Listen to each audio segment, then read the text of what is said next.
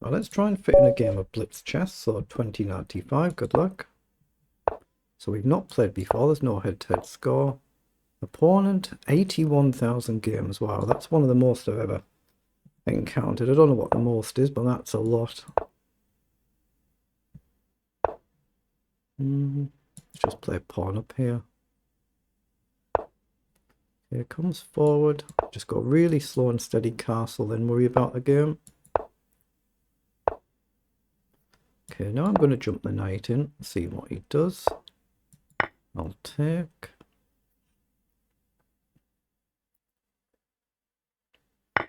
Okay, I'm going to bring the knight potentially to the king's side, just because of how he's castling. So knight over, maybe in, maybe bishop in. Bishop could be sensible actually, and then if he moves I can trade the defending bishop. So let's go in with the bishop, and then if he does move I'll just trade here. And I guess I'll give my king a bailout square at some point. Well, he's played knight forward, that's annoying. Or is it? Actually, yeah, that's what I wanted, wasn't it? Is there any trick then? I don't see it. Let's take. Just get a tempo. Well, that was a bit of a delay taking back. You know, I'll come in here. Let's remove the bishop then. Again, why is he delaying like there? That looks really odd. That 2 automatic captures, there's been a slowness to them. That looks suspicious. I hope I'm wrong, but it does. I'll check it carefully after the game, but that looks really, really unusual. There was no other move you were going to look at. Okay, I'll check this carefully after the game. But obviously, any checks like that I always do them off camera. It's not something I would do on camera. So I could get rid of the bishop here. Let's just do that.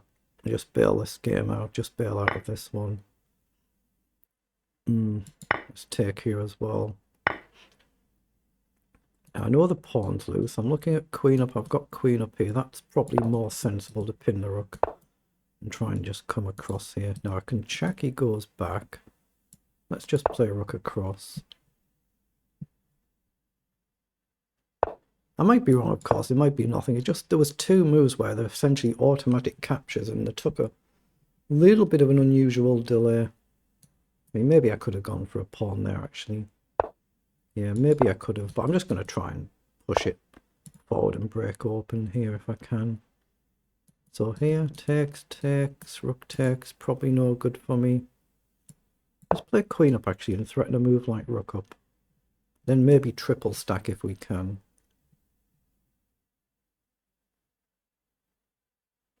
Has he got a trick? Rook across I can take. Has he got any tricks here? Possibly. Let's just see what he comes up with. I'll get the cursor off the board so there's no accidental slips. So he's played back over. So I'm just still looking at rook up here. And he doesn't have rook across. Well, he has rook across now, doesn't he? So here, rook across. But then I can triple up. Yeah, I'm still going to play that and just triple up. Assuming rook across will come. I'm going to triple stack. He doesn't. He goes after the pawn. But if I triple, surely I'm threatening to go here. I'm just threatening rook up now. If he takes. Or maybe he can take and come back though. And take, rook takes, and I've got nothing. He can. Oh, he can. So I can take here first and pin. Rook back, takes, rook takes. It's nothing. Let's just push on then. Yeah, he's gone back, so he knew what he was doing all right there.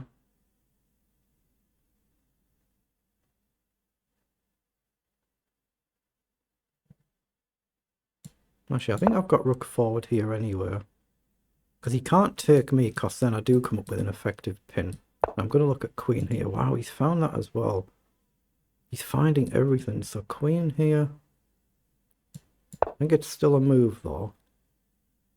Because if we trade, he doesn't have a queen check and I hit the pawn.